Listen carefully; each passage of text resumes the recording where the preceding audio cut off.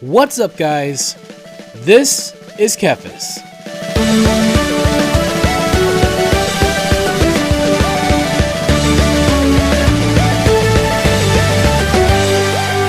Today I'm going to show you some macros that I've created with GNOME Sequencer Enhanced, an extremely powerful add-on that allows you to create robust macros that can perform most, if not all, of your rotation with a single button.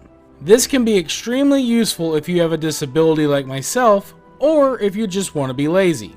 Bear in mind that these macros can be extremely helpful, but they also have their limits, so they're made primarily for those who are playing the game at a more casual level. But feel free to use them as you see fit. If you'd like to learn more about GNOME Sequencer and how to use it, I recommend that you head over to WoW Lazy Macros. And if you'd like to learn more about the class in question, check out my class course. It can help get you started. You can find links to all of that and to import strings for these macros in the description.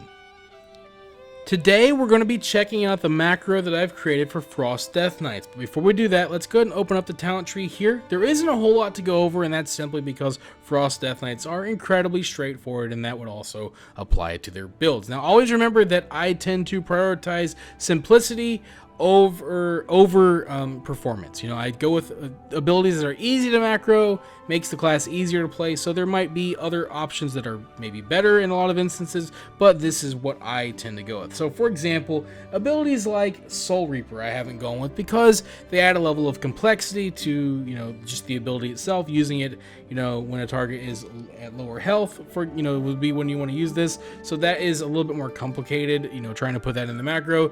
You could, you know, use it on a separate button if you wanted to, but, you know, adding it in the macro just isn't ideal. And that also really applies to Breath of Sindragosa, an amazing talent by you know, an amazing build to go with, but it changes up your rotation whenever Breath of Sindragosa is active. That adds a lot of complexity, and that would be very difficult to macro, so that you'd almost have to create an entirely separate macro for some of these abilities. Again, another one, an ability that I like is Frost Scythe. This basically would just replace Obliterate whenever you're fighting multiple targets, but in order to make it work, you would essentially have to make another macro, or, you know, have another keybind, you know, maybe with a modifier, that sort of thing, to make that work. So it's just a lot of complexity that if you don't have to go with it, then maybe, since it's an option, maybe just don't go with it and go with something else that's a little bit easier and makes the class a little bit more straightforward. That's sort of my approach, so that's kind of the idea there. So let's go ahead and get rid of this and open up the macro window by typing /GSE,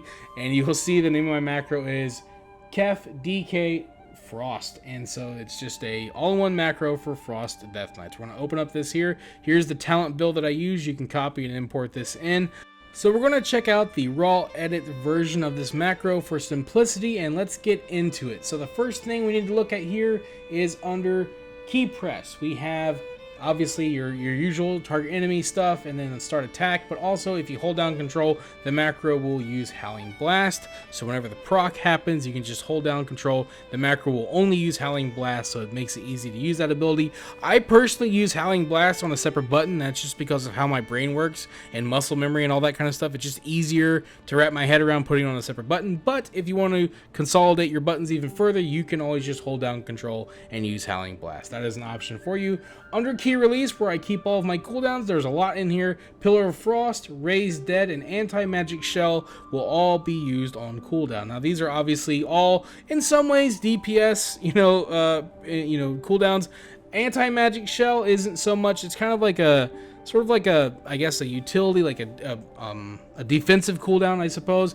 You know, the Death Knights in general have a lot of defensive cooldowns. Anti-Magic Shell is a relatively short one, and also when you use it, when you're taking damage, it will generate runic power for you, so it kind of works as a DPS cooldown as well. So I threw it in there just because why not? It happens a lot, you use it all the time. You know, if you're out, you know, questing and stuff like that, you use it, you're going to be benefiting from it a lot more, so there's that. But of course, you can always remove any of these abilities from the macro and use them accordingly if you want to, so just keep that in mind. Now let's get down into the main macro itself. There really isn't a whole lot here. First up is Remorseless Winter. The macro will use that on cooldown. Follow that up with Obliterate. These are your two main rune spenders. It's going to use those accordingly whenever it can. So I want to prioritize Remorseless Winter because it is the one that has the cooldown, and then Obliterate, it's going to use that one. And then it's going to use Abomination Limb on cooldown, and then Frostworm's Fury. Now this one I want to mention real quick. Obviously, Frostworm's Fury is this ability that just sends a lot of damage directly in front of you in a long line. So if you are in a situation like you're in a dungeon, you need to be very careful about where you send this thing because it could gather unwanted attention for yourself.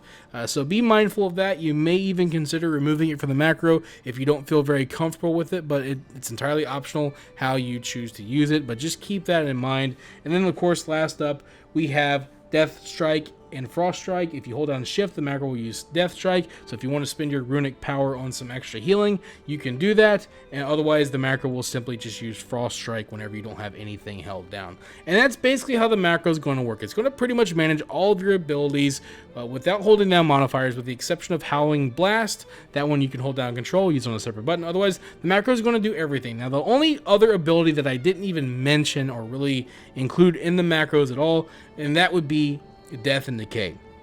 And that's because Death and Decay, it is a cooldown ability. It is also an ability that uses a rune, but it's a target location ability. Now, I could include that, and you could put it at your feet by adding the @player command. But it's only usable whenever you're in AoE situations, and so like for me, I just figure why not put it on a separate button and manage it that way. It's the only extra ability that you have. Now, if you went with like Frost Scythe, you're using that one, and then you could make another macro where you put Frost Scythe in to replace Obliterate. You could also add Death and Decay into that macro and have like a separate AoE macro if you wanted to, but since I don't do that, it's the only extra ability I have. I really didn't want to make a whole second macro just to add Death and Decay in there, so I just chose not to do that. Otherwise, I just use it on a separate button and just use this macro accordingly. So just keep that in mind. You do want to use Death and Decay when you're fighting multiple enemies, but you would definitely you would just use that on a separate button. So otherwise, that's pretty much everything you need to know about how this macro works. Let me know what you think about it in the comments below, and I will see you guys on the next one. Thank you for watching this video. If you enjoyed it, let me know by clicking that like button, and feel free to share it with your friends so they can enjoy it as well. And if you'd like to see more videos, you can subscribe to the channel and click on the bell icon to be notified as soon as new videos are posted. You can also follow me on Facebook, and if you'd like, you can support my work on Patreon. Links to all that stuff can be found in the description below. This is TheKephas. Until next time.